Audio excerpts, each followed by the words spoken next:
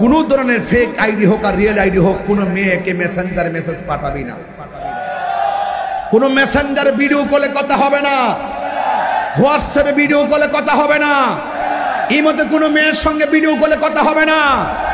আজকে তুমি তাকে হয়তো আপন জেনে ভিডিও কলে কথা বলছো, একদিন দেখবা কোনো না কোনো কারণে খোদার গজব যখন এই অবৈধ সম্পর্কের মাঝখানে চলে আসবে, এই মেয়েটা তোমাকে ব্ল্যাকমেইল করে সমাজে কলঙ্কিত করে দিবে। কারণ হারামের মধ্যে কোনো আরাম, এই তোমাকে যাবতীয় পাপ কাজ থেকে মুক্ত দিবে হুব্বে রাসূল, নবীর মহব্বত। কথা বলেন ঠিক না বেঠে? নবীর মহব্বত যার অন্তরে থাকবে, তার অন্তরে নবীর মহব্বত থাকবে, সে কখনো আল্লাহর সঙ্গে নাফরমানি করবে না।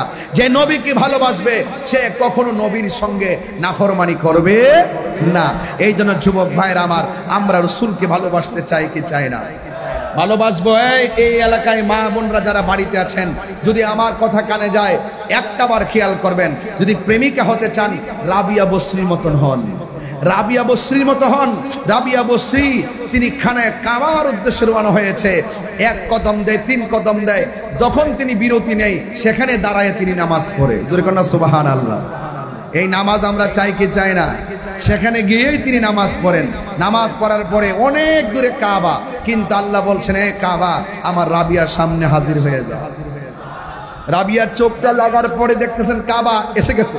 রাবিয়া ডাক দিয়ে বলেন, হ্যাঁ কাবা, তুমি তো অনেক দূর, আমাকে তো হাঁটতে হবে অনেক দূর, তুমি এত কাছে চলে আসতে কেন? ভাই আল্লাহ অর্ডার করেছেন তাই চলে এসেছি। রাবিয়া বসরি বলে, তুমি চলে এসেছো, এখন একটা প্রমাণ পেয়েছি। কয় কি প্রমাণ? আল্লাহ বলেছেন বান্দা যদি আমার দিকে হেঁটে আসে আমি বান্দার দিকে দৌড়াইয়া যাই, সুতরাং আমি হেঁটে যাচ্ছি কাবার দিকে, কাবার মালিক তোমাকে আমার কাছে পাঠিয়ে দিয়েছে। আরো বড় করে বলে না সুবহানাল্লাহ। তাইতে এক সাধক বলতেছে, রাবিয়া, ও রাবিয়া, তুমি আল্লাহ রহমতের দরজা যেভাবে প্রেম সাগরে লাভ দিছো, সবকিছু সব সাইরা যেমনি প্রেম সাগরে লাভ দিছো, আল্লাহ রহমতের দরজায় টুকা দিতে থাকো, একদিন না একদিন আল্লাহ রহমতের দরজা খুলবে। রাবিয়া একটা হাসি দিছেন, ও আল্লাহ রহমতের দরজায় দাঁড়াবো, এরপরে রহমতের দরজায় দরজা খোলার অপেক্ষা করব, আর আল্লাহ আমার জন্য দরজা খুলবে। খুলতে খুলতে 1 বছর যাবে, 2 বছর যাইতে পারে, মৃত্যু হয়ে যেতে পারে, এমন আছে রহমতের দরজা আর নাও খুলতে পারে। হয়তো এটা আপনি হয়তো ধারণ করেন, কিন্তু আমি রাবিয়া আপনাকে বলি, শুনেন, দরজায় টুকা দিব আল্লাহ রহমতের দরজা খোলার জন্য, আর আমি রাবিয়া যদি বলি দরজা যদি সবসময় রহমতের দরজা যদি আমার সামনে খোলাই থাকে, টুকা দেওয়ার কি দরকার? আর বড় করে বলে না সুবহানাল্লাহ।